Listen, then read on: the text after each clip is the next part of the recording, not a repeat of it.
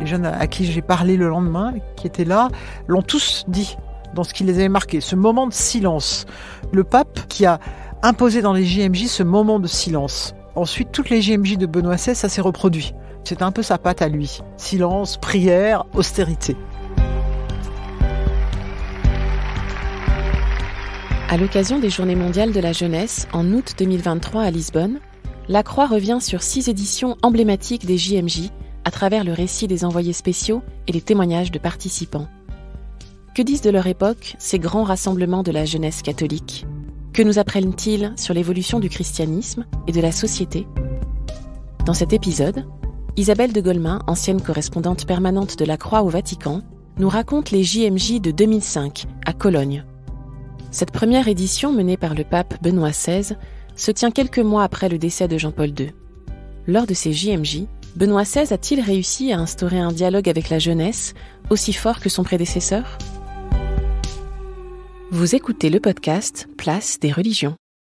En 2005, c'était des JMJ prévus en Allemagne, à Cologne. Ces JMJ avaient été décidés par le pape Jean-Paul II, mais en 2005 aussi, ce pape est mort et donc a été remplacé par Benoît XVI. Et voilà que Benoît XVI hérite en quelque sorte de ces JMJ qui vont être sa première sortie à l'extérieur du Vatican. Donc c'était important et c'était une espèce de coïncidence assez intéressante puisque ce pape est allemand et il va aller faire ses premiers pas en Allemagne. D'ailleurs, il a dit, c'est Jean-Paul II qui me fait un clin d'œil. Et on a eu le sentiment que c'est bien que ce soit en Allemagne que se fasse un peu ce passage de relais, sachant que effectivement, Benoît XVI, il y avait des gros doutes sur sa capacité à parler aux foules. Et surtout aux jeunes, sachant qu'en plus, les jeunes, c'était vraiment le truc de Jean-Paul II. C'est lui qui a institué les JMJ, c'était devenu des espèces de rendez-vous qu'attendaient tous les jeunes catholiques du monde. Est-ce que Benoît XVI allait arriver à la fois à porter un peu ce poids de la foule et ce poids des jeunes, parce qu'une foule de catholiques dans une messe et une foule de jeunes un samedi soir, c'est deux choses assez différentes à tenir. Alors Jean-Paul II était mort il n'y a pas tellement longtemps finalement par rapport à ces JMJ qui ont lieu en juillet, puisqu'il est décédé en avril 2005. Et effectivement, cette mort du pape polonais avait provoqué quand même un immense sentiment. Au-delà d'ailleurs du monde catholique, toutes les personnalités étaient présentes à son enterrement. Il y avait un monde incroyable. Il avait un peu bouleversé l'Église, il avait été un peu partout dans le monde, il l'avait secoué. Ce pape, il avait été 25 ans pape. Et donc il y avait une grande émotion et peur. Tout le monde se demandait, est-ce que la personne qui va lui succéder sera à même de porter ce lourd héritage ? Et il y avait donc autant d'angoisse que de tristesse. On sentait très bien ça à son enterrement.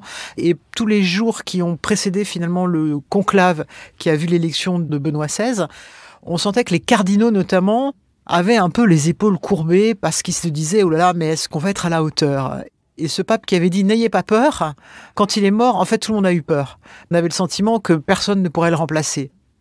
C'est le pari qu'a dû relever en fait Benoît XVI et qu'il a dû relever avec ses JMJ puisqu'il fallait à la fois qu'il se montre à la hauteur d'un pape qui a été très populaire auprès des jeunes et puis qu'il se montre à la hauteur d'un pape qui a quand même marqué son époque de manière considérable.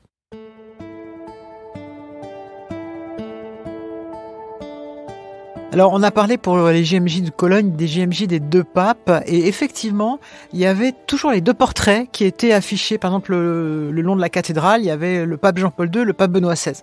Tout simplement parce que c'est Jean-Paul II qui a décidé du lieu des JMJ. C'était vraiment lui qui voulait les faire en Allemagne cette fois-ci. Et puis donc, comme il est mort, c'est Benoît XVI qui l'a remplacé. Finalement, ces deux portraits symbolisaient bien ce qui était en train de se passer.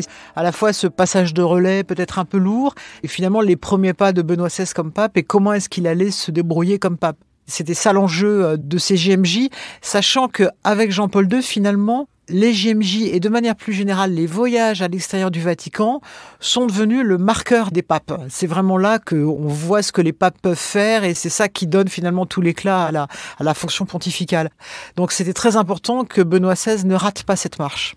Fallait-il continuer les JMJ ? Je pense que la question, elle ne s'est pas posée avec Benoît XVI, qui s'est toujours vraiment mis dans la continuité de Jean-Paul II, même si, au fur et à mesure du pontificat de Benoît XVI, il est apparu que cette formule avait un peu vieilli, qu'en plus, il y a des problèmes de transport, de sécurité. En plus, c'est pas très en phase avec une nouvelle église plus écologique, plus sobre aussi. Alors que là, les GMJ, c'est quand même un peu les grosses caisses. Enfin, c'est quand même une espèce d'église très puissante et qui consomme beaucoup finalement, puisqu'il faut faire venir tout ce monde-là à un même endroit. Donc la formule est parue dépassée, mais je dirais qu'elle est parue dépassée au fur et à mesure du pontificat de Benoît XVI. En tout cas, pour Cologne, la question ne s'est pas posée. Et vu comme était Benoît XVI très respectueux de toujours reprendre l'héritage de son prédécesseur, je pense que lui, l'idée de supprimer les GMJ ne lui est pas venue à la tête.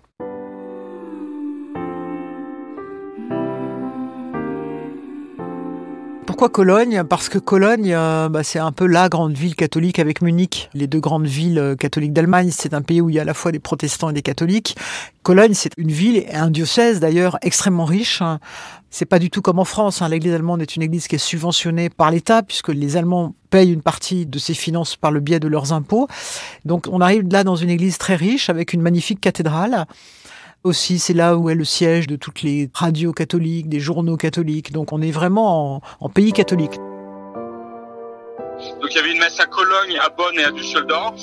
De nationalité franco-allemande, Emmanuel Ostmeyer a participé au JMJ de Cologne. Il avait alors 23 ans. Et ça avait lieu sur un grand pré au bord du Rhin. Le Rhin avait été complètement fermé pour pouvoir transporter le pape et que tout le monde puisse le voir. Et c'était surtout dans les paroisses du centre de la vieille ville qui, eux, s'occupaient de l'organisation des manifestations, on va dire, officielles des JMJ. Voilà, il y avait beaucoup d'ambiance en ville, dans les rues piétonnes, etc. Et en même temps, on est dans une Allemagne qui se déchristianise à grande vitesse, que ce soit les protestants et les catholiques, avec de plus en plus de gens qui signent une sortie d'église, c'est-à-dire qu'ils veulent plus payer les impôts de l'église, ils estiment que l'église n'a plus rien à faire dans la société allemande. Donc, c'est aussi une église inquiète. Elle se demande un peu de quoi l'avenir sera fait. On est avant les scandales de pédocriminalité qui vont beaucoup marquer l'église allemande, mais il y a déjà des formes d'inquiétude pour savoir où est-ce que cette église doit aller et aussi des brisures assez importantes dans cette église avec une partie plus traditionnelle qui veut continuer un peu comme toujours et puis une partie, et notamment les jeunes, qui eux veulent un peu secouer l'institution, essayent de faire par exemple des célébrations un peu plus modernes. Donc on est quand même dans une église allemande qui est assez divisée. Benoît XVI n'arrive pas forcément en terrain conquis à Cologne. Ceci dit, c'est le début de son pontificat, donc il bénéficie quand même d'un espèce de premier abord de sympathie. Mais en même temps, c'est peut-être en Allemagne où l'accueil de sa nomination, comme pape allemand, a été reçu de la manière la plus nuancée. C'est-à-dire que les Allemands ont été très fiers avec ce qui s'est passé pendant la Seconde Guerre mondiale. Les Allemands portent le poids de cette histoire, de cette mémoire, et c'était en quelque sorte une manière de dire l'Allemagne, elle a aussi tout à fait la légitimité d'être à la tête de l'Église catholique. Et en même temps, le pape Ratzinger était très contesté en Allemagne. C'est lui qui avait beaucoup tapé sur les éléments les plus progressistes de l'Église allemande, sur un certain nombre de théologiens. Il avait aussi beaucoup participé au fait que l'Église allemande ne devait plus participer à tous les comités qui accueillaient les femmes qui voulaient avorter, qui sont obligatoires. C'est-à-dire quand vous voulez avorter, vous devez passer une espèce d'entretien avec des personnes.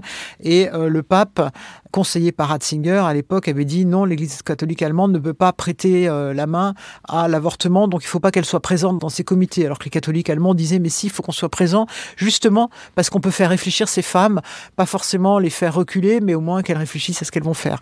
Vraiment, ça a été quelque chose de très important en Allemagne. Donc voilà, ce pape allemand, à la fois ils sont contents parce qu'il est allemand, et à la fois ils le connaissent bien, ils savent qu'il a été contesté, que son passage à Munich ne s'est pas forcément très bien passé. Donc on l'attend avec ces deux sentiments un peu mêlés. Au début des JMJ, on a senti une grande surprise dans l'église allemande, peut-être comparable à ce qui s'est passé pour les JMJ en France. Les catholiques allemands eux-mêmes, les responsables, n'en revenaient pas du nombre de jeunes qui sont venus, qui étaient joyeux, bien dans leur basket, pas du tout strict, pas du tout comme on aurait pu croire, très classique. Non, c'était vraiment toute la jeunesse allemande qui était là et qui avait vraiment envie de manifester sa joie. Comme en France, d'un seul coup, on a découvert qu'il y avait des jeunes catholiques, des jeunes qui priaient, des jeunes qui avaient envie d'aller à la messe. Et les premiers surpris, finalement, c'était les évêques, qui ne s'attendaient pas à ça. Jusqu'au dernier moment, ils ont eu peur qu'il n'y ait pas de monde. Et en fait, il y a eu beaucoup de monde et beaucoup d'Allemands. Im Namen des Vaters und des Sohnes und des Heiligen Geistes.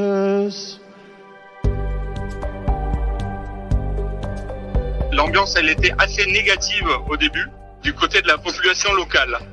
Emmanuel Ostmeyer. La population locale avait des a priori assez forts par rapport à des hordes de jeunes qui allaient débarquer. On attendait plus d'1 million de personnes. En fait, pas du tout. Les gens étaient très impressionnés par la chaleur humaine que tous ces jeunes apportaient, la vie que ça a apporté dans notre région, les différents groupes des différents pays qui se rencontraient, qui chantaient ensemble. Ça a été très positif. Sie gehören der Jugend und die Jugend gehört zu Ihnen. Alors toute la question, c'était de savoir comment Benoît XVI allait pouvoir parler à ces jeunes. Alors c'était son premier voyage et le moins qu'on puisse dire, c'est que Benoît XVI, c'est pas du tout comme le pape Jean-Paul II, c'est quelqu'un qui est pas très à l'aise dans le dialogue comme ça, spontané. Je me souviens très bien dans l'avion qui nous emmenait de Rome à Cologne. Quand il est sorti de l'avion, d'un seul coup, il s'est presque un peu écarté pour ne pas rencontrer tous les journalistes qui accouraient pour parler, etc. Lui, il était pas du tout fait pour parler, comme on dit en italien, a braccio, c'est-à-dire sans préparer les choses. Et là, on a eu même le sentiment qu'il avait peur. On s'est dit, oh là là, ça commence mal, ça y est, il a peur des journalistes. Et de fait, Benoît XVI n'a jamais été à l'aise devant les journalistes. Et là, il y avait des journalistes du monde entier qui viennent. Donc là, il y a eu un peu ce mouvement de recul qui a montré que ce pape était pas très à l'aise. Alors, est-ce qu'on peut être pape quand on n'aime pas tellement les manifestations publiques ? Vous écoutez Place des religions, un podcast du quotidien La Croix. Ensuite, quand il est allé devant les jeunes, c'était assez drôle parce que là, il a remis ses lunettes de professeur. En fait, Ratzinger est un professeur avant tout. C'est ça qu'il adore faire d'ailleurs, c'est expliquer les choses. Et il a commencé à demander aux jeunes de se taire. Alors, il faut voir ce que c'est dans un immense stade avec tous ces jeunes surexcités. C'était pas facile. Il l'a fait et moi je me suis dit, il a quand même, il a du courage. Il prenait ses mains comme ça et disait, taisez-vous, silence. Quand les gens applaudissaient, il interrompait les applaudissements. C'est-à-dire que pour lui, on n'était pas là pour applaudir, on n'était pas un meeting politique. On était un pèlerinage. Et quelque part, on a cette opposition entre un Jean-Paul II, les gens ont utilisé cette expression de Cato Pride pour les JMJ, alors c'est peut-être un peu exagéré, mais cette espèce de happening très festif. Et puis beaucoup tourné autour de la personnalité de Jean-Paul II. Et là, on était plus dans un pèlerinage. Il a montré la croix. Il a dit, c'est pas à moi que vous devez applaudir. Benoît XVI a toujours été quelqu'un qui était assez humble et qui n'a pas voulu se mettre en avant. Il dit, c'est pas moi, c'est Jésus. Et alors, il a quand même tenu un discours qui était super compliqué, de très haute volée, comme toujours ses textes, très intéressant, mais alors, c'était quand même assez ambitieux, et qui était un discours qui n'était pas sur la morale sexuelle. Il n'en a pas parlé une seule fois. Donc, ce qui était assez nouveau par rapport à Jean-Paul II, mais c'est un discours très spirituel et qui expliquait comment, comme les rois mages, parce que c'était un peu le thème des JMJ, qu'est-ce que ça voulait dire que suivre Jésus, suivre l'étoile et suivre Jésus au niveau à la fois intérieur et puis au niveau collectif. Donc, c'était quelque chose d'assez exigeant. Et puis alors, il y a eu ce moment assez curieux qui a été un moment de prière silencieuse, d'adoration, comme on dit dans le langage catholique, d'adoration eucharistique. C'est-à-dire qu'il a demandé à ce qu'on prie devant l'Eucharistie qui était là, dans une coupe.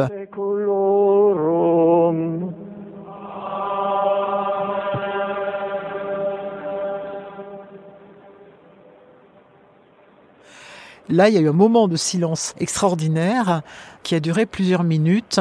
C'était très impressionnant et les jeunes à qui j'ai parlé le lendemain, qui étaient là, l'ont tous dit dans ce qui les avait marqués. Ce moment de silence. C'est le pape qui a imposé dans les JMJ ce moment de silence. Le samedi soir, qui était quand même le moment le plus festif. Ensuite, toutes les JMJ de Benoît XVI, ça s'est reproduit. Voilà, c'était un peu sa patte à lui. Silence, prière, austérité. Je me souviens, au moment de la veillée, le pape a incité aussi les jeunes à faire silence. Emmanuel Ostmeyer. Il y avait un silence absolument époustouflant. À Marienfeld, vous aviez déjà au moins 1,5 million de personnes là qui se sont tues et qui ont montré avec le silence la force qui peut en sortir. Et je pense que c'est aussi un moment très fort de la part du pape de recentrer notre attention vers les choses essentielles. Le silence nous rappelle à l'essentiel.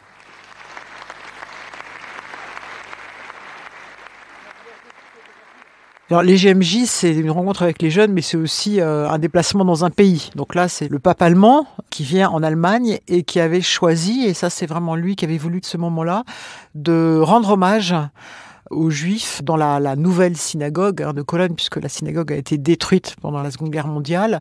C'était un moment très émouvant parce que c'est un pape allemand et qu'il a parlé de l'Allemagne et qu'il a parlé de ce passé qui ne passe pas.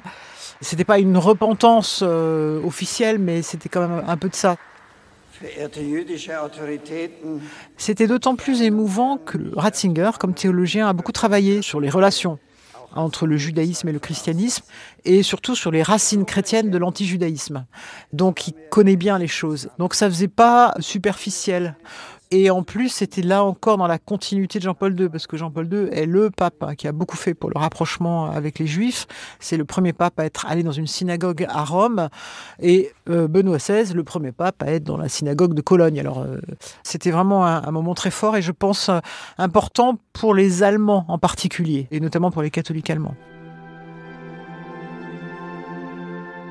Alors Jean-Paul II avait beaucoup parlé de morale sexuelle, et c'est vrai que c'est une vraie différence entre Jean-Paul II et Benoît XVI.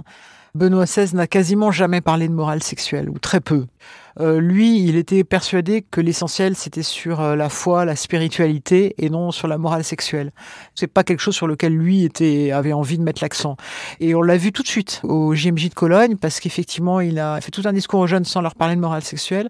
Par contre, il leur a demandé d'aller à la messe, et il a remis l'Eucharistie au centre de la vie chrétienne, ce qui est assez exigeant et puis presque un peu démodé, j'oserais dire. Il n'a pas dit vous les jeunes, vous devez aider les plus pauvres, vous devez accueillir les migrants. Non, vous devez aller à la messe et l'Eucharistie est au centre de votre vie. C'était pas forcément un message très facile à comprendre. Après, est-ce que les JMJ sont importantes par le message qu'elles véhiculent ou par le contact qui se fait entre les papes et les jeunes? J'opterais volontiers pour la seconde solution. Je suis pas sûr que le message, sans doute le texte de Benoît XVI aux jeunes pendant la veillée et puis ensuite son homélie le lendemain, le dimanche, ont été ensuite reprises dans les communautés chrétiennes, etc., pour les travailler, parce qu'en plus, c'est toujours des textes très exigeants. Mais je ne suis pas sûr que c'est ça qui a fait la rencontre. Par contre, c'est vrai qu'il n'y avait pas ces punchlines qu'il y avait beaucoup avec Jean-Paul II, qui faisait comme ça quelques punchlines. Vous, les jeunes, je vous demande d'être fidèles entre vous, de faire des couples, etc. Et qui faisait qu'il était applaudi, qui marquait un peu les JMJ de Jean-Paul II. Alors que là, il n'y a pas eu de punchline. C'était pas du tout le style de Benoît XVI. Donc il y a eu ce texte très rigoureux. Et puis il y a eu ce moment de silence. Et paradoxalement, je dirais que peut-être que ce qui a le plus marqué, c'est le silence de Benoît XVI.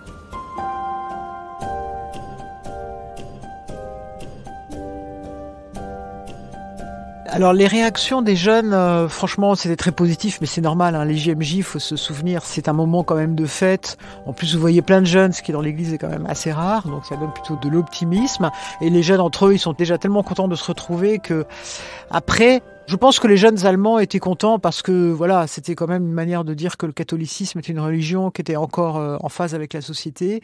C'est plutôt des moments où les JMJ, où on tait les oppositions. Il y a même eu cette phrase qui a été reprise par pas mal de journaux allemands qui disait Wir sind alles Papst, c'est-à-dire que maintenant nous sommes tous papes. Il reprenait le slogan Nous sommes papes, qui avait été donné au moment de l'élection de Benoît XVI, c'est-à-dire que oui, Benoît XVI nous a tous entraînés derrière lui. Donc je pense que ça a été plutôt un voyage qui a resserré les liens avec Benoît XVI et l'Allemagne, liens qui avaient besoin d'être serrés vu la réputation quand même assez mauvaise qu'avait Ratzinger en Allemagne.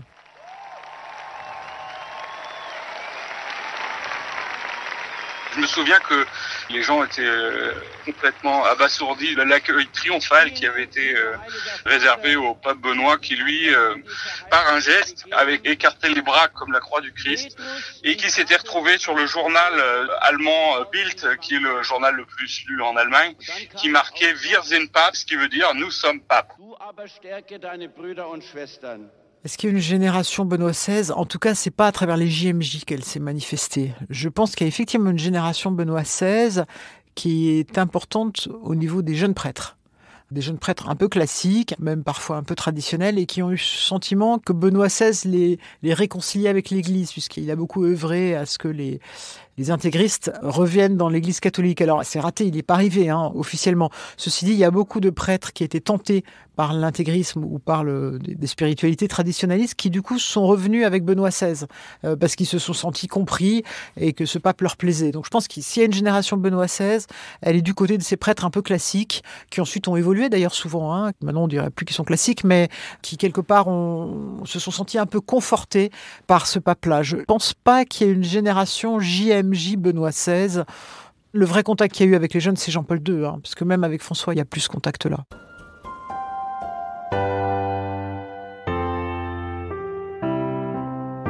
Alors, est-ce que les JMJ de Cologne ont été une réussite ? Elles ont été une réussite pour l'Église allemande et pour Cologne, ça c'est certain. Un pape allemand et les JMJ en Allemagne, ça a fait beaucoup de bien à l'Allemagne. Le pape, c'est quand même une personne de l'histoire qui est assez influente et une instance morale. Et qu'un Allemand puisse avoir cette autorité, ça a été une grande fierté. Ça l'est toujours. Pour tous ceux qui ont vécu ce temps-là, c'était un temps fort de l'Église et de l'Allemagne en même temps. Pour le pape, c'est une réussite au sens où il a montré qu'il était à même de faire la continuité avec le pape Jean-Paul II. Je pense pas qu'il ait marqué, on s'est pas dit « Ah waouh !» Voilà, il n'y a pas eu l'effet « waouh » comme on dit aujourd'hui. Non, c'est pas ça. Il l'a fait de manière très, à la fois classique et obéissant comme il était d'ailleurs. C'est quelqu'un qui était, encore une fois, assez modeste et qui se mettait assez volontiers dans les pas des organisateurs. Il sort pas de ses discours, Benoît XVI. Il sortait pas de ce qui était prévu. Il a dit une phrase un petit peu après, qui d'ailleurs n'a pas été tellement entendue. L'important, c'est pas de réunir des millions de personnes dans les stades, mais c'est de faire venir les gens dans les églises. Je crois que ça, c'est assez typique de Benoît XVI. C'est-à-dire que pour lui, il a continué, mais l'essentiel n'est sans doute pas là, dans ce qu'il devait apporter à l'église. Pour lui, il était vraiment là pour conforter la foi et dire que c'était ça qui était important, beaucoup plus que pour rassembler des foules dans les stades. Vous venez d'écouter un épisode de Place des religions. S'il vous a intéressé, n'hésitez pas à le partager et à vous abonner à notre podcast. Place des religions est à écouter sur toutes les plateformes de podcast, sur le site et l'appli La Croix.